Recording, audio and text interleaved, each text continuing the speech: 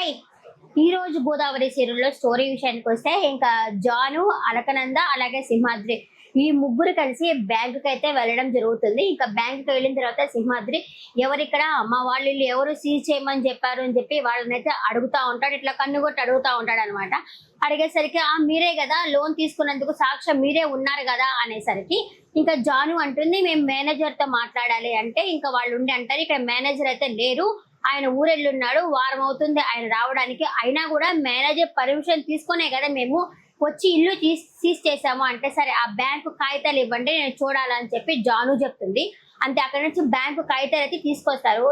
Loan పెట్టింది ఎప్పుడు అంటే ఫిబ్రవరిలోనో జనవరిలోనో సంథింగ్ అప్పుడు లోన్ పెట్టారు. ఆ లోన్ పెట్టే సమయానికి వాళ్ళ నాన్న లేరనమాట, ఆయన దుబాయ్ లో ఉంటారు. అడుగుతుంది ఈ సంతకమే నాకు పెద్ద సమస్య, మా నాన్న లేరు, సంతకం ఎక్కడి నుంచి వచ్చింది, అలా కూడా కాకుండా సాక్షి సంతకంలో ఈయన సింహాద్రి నేమ్ కూడా ఉంది, ఎక్కడి నుంచి వచ్చింది అనేసరికి ఇంకా సింహాద్రి ఉండి ఎలా చేయాలని చెప్పి ఆ బ్యాంక్ వాళ్ళని అడుగుతా ఉండేసరికి వాళ్ళు అడుగుతారు నీకు కేవైసీ అంటే తెలుసా, ఇది వచ్చేసి డిజిటల్ సైన్, మేము వీడియో రూపంలో డిజిటల్ లో సైన్ తీసుకోవడం అయితే జరిగింది అనేసి వాళ్ళైతే చెప్తారు. కానీ ఈ అమ్మాయికి నమ్మకం కుదరలేదు, కానీ ఆప్షన్ లేదు, ఎందుకంటే అదంతా దొంగవి ఫేక్వి అని తెలుస్తానే ఉంది ఒక పక్క. అప్పుడు ఇంకా సింహాద్రి ఉండేసి అమ్మ నేను అందరికి హెల్ప్ చేయడమే కానీ ఎవరిని నేనైతే మోసం చేయలేదు అని అయితే చెప్తాడు. ఇంకా బ్యాంకు వాళ్ళు ఉండేసి పో ఇక్కడ నుంచి మీరు వెళ్తే మా పని మేము చేసుకుంటాం పోండి అనేసరికి వీళ్ళైతే ఇంకా బయటకు అయితే వస్తారు. కానీ జానుకి అనుమానమే, అసలు ఎలా జరిగింది అన్న అనుమానమే, కాకపోతే ఎలా చెప్పాలా ఏం చేయాలా ముందు ఎక్కడి నుంచి ప్రొసీడ్ అవ్వాలా అనేది జానుకి అర్థం కావట్లేదు. ఇంకా కట్ చేస్తే వీళ్ళైతే ఇంటికి వచ్చేస్తారనమాట. ఇంటికి వచ్చిన తర్వాత వీళ్ళింటికి వస్తారు, వీళ్ళ అత్త వాళ్ళ ఇంట్లో ఉన్నారు కదా అక్కడికి సింహాద్రి కూడా వస్తారు. వచ్చి ఏం మా చెల్లెమ్మ నేను ఉన్నాను అనుకున్నావా చచ్చిపోయాను అనుకున్నావా ఇంటికి ఎందుకు రాలేదు అని చెప్పేసి అడుగుతారు.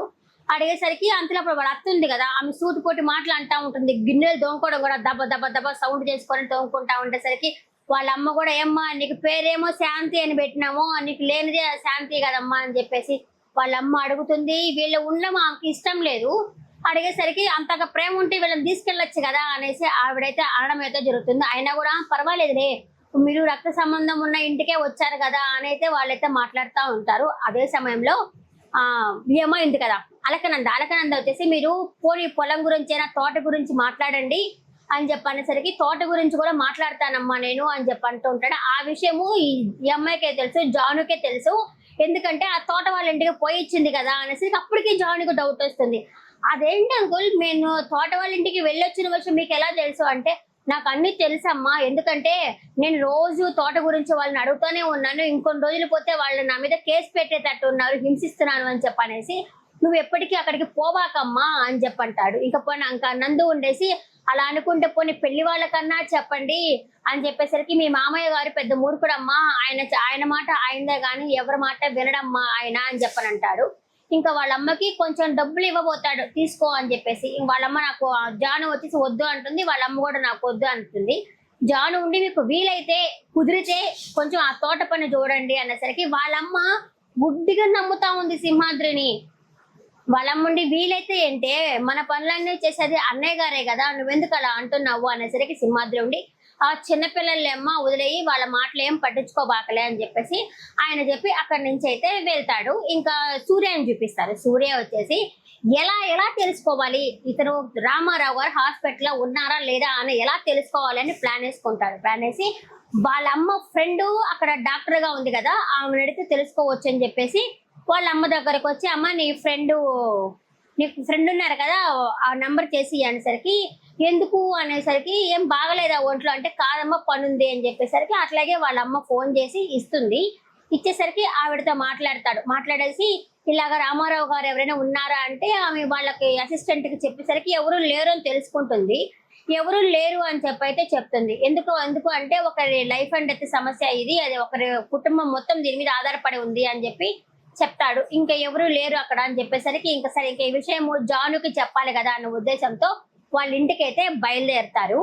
ఇక వీళ్ళు వచ్చేసి వేరే కూర చేస్తా ఉంటుంది ఎవరు శాంతి వీళ్ళ మేనత్త. ఆ కూర అయితే ఈవిడికి నచ్చదు, అలకనందకి నచ్చదు. వేరే కూర ఏమీ లేదా అంటే మీరు పెద్ద మహారాణులు, మీరేమో హోటల్లో తింటారు, ఇక్కడ ఎట్లా తింటారు అనేసరికి కిచెన్ ఉంది కదా, కిచెన్ లో మేమే చేసుకుంటామంటే ఆ మీ అంతటోళ్ళు మా కిచెన్ లోకి వెళ్ళి చేసుకుంటారా అనేసి సూటిపోటు మాటలైతే అంటా ఉంది ఆవిడ. ఇంకా రేపటి ఎపిసోడ్ లో ఆ అమ్మాయి అన్నం తినకుండా అలిగి ఉంటే వాళ్ళ బావ తీసుకొచ్చి అన్నం తినిపిస్తాడనమాట. రేపటి ఎపిసోడ్ వాళ్ళ బావ జాను వాళ్ళు తీసుకొచ్చి అన్నం తినిపిస్తారు. దానికి ముందు కొంచెం ఏం జరిగింది అంటే అలకనందకి ఫోన్ వస్తుంది. ఫోన్ వచ్చేసరికి అక్కడ వాళ్ళ బావ చూస్తాడు. ఆ ఫోన్ చూసి అలకనందకి ఫోన్ వచ్చింది కదా అనేసి ఫోన్ అమ్మాయికి ఇస్తాడు.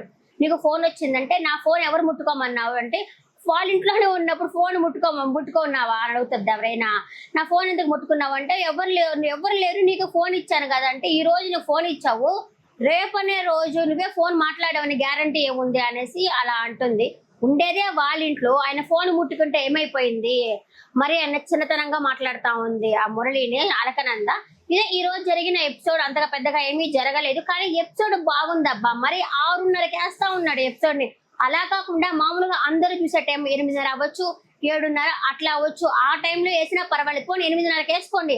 ఆ టైంలో వేసినా కూడా చూస్తారు, ఎందుకంటే ఇది లేడీ ఓరియంటెడ్ సీరియల్, ఇది అందరికీ నచ్చుతుంది అని నేను అనుకుంటున్నాను. మా టీవీ వాళ్ళు ఒకవేళ ఈ వీడియో కానీ చూసేటట్టుకుంటే ఆ సీరియల్ ఆ టయానికి మారిస్తే బాగుంటుంది. ఎందుకంటే లేడీస్ ఇన్ని కష్టాల్లో ఉంటే ఎలా ఎదుర్కొని ముందుకొస్తారా అన్నదే ఈ సీరియల్ చాలా మందికి ఇన్స్పిరేషన్ గా కూడా ఉంటుంది ఈ సీరియల్. నెక్స్ట్ ఎపిసోడ్ లో మళ్ళీ కలుస్తాను. టాటా బాబాయ్ నమస్తే. ఇలా ఈ 6:30కి ఉండడం వల్ల టీఆర్పీ చాలా తగ్గిపోతా ఉంది.